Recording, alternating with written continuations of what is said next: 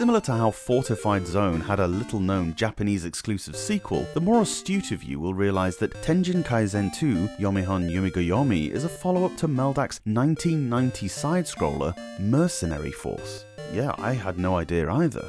One of my happiest discoveries during my Game Boy Library deep dive was finding out that Ikare no Yusai 2, a sequel to one of my favourite run-and-gunners, existed, and more to the point that it was actually even better.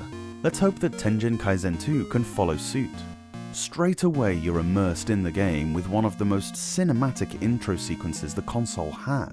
Fantastic anime-esque moody backgrounds and a pensive score really help to set the scene, and you feel more as though you're about to play an epic RPG than some side-scrolling shoot-'em-up.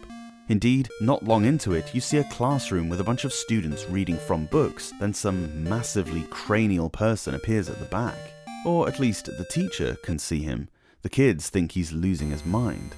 The intruder swiftly disappears as to prove them correct. You then get options to talk to people on the screen or examine things, kind of like a point-and-click adventure game. I was not expecting that. Indeed, that's exactly what this is. It's more of a visual novel than a game, sequel in storyline but not in gameplay. You follow the story of the teacher, helping him investigate this weird occurrence in his school that only he can see. He gets more and more disheveled as time goes along. Each scene is often split into sections which you can look at or interact with.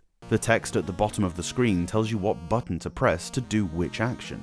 You can't really go wrong, the point is to interact in every way you can in order to move the story along. And a fascinating story it is too. Mercenary Force isn't a game I knew we needed such context to, but there it is. I'm not going to write any more about the storyline, you really need to experience it for yourself. Suffice it to say, this is nothing like finding the sequel to Fortified Zone.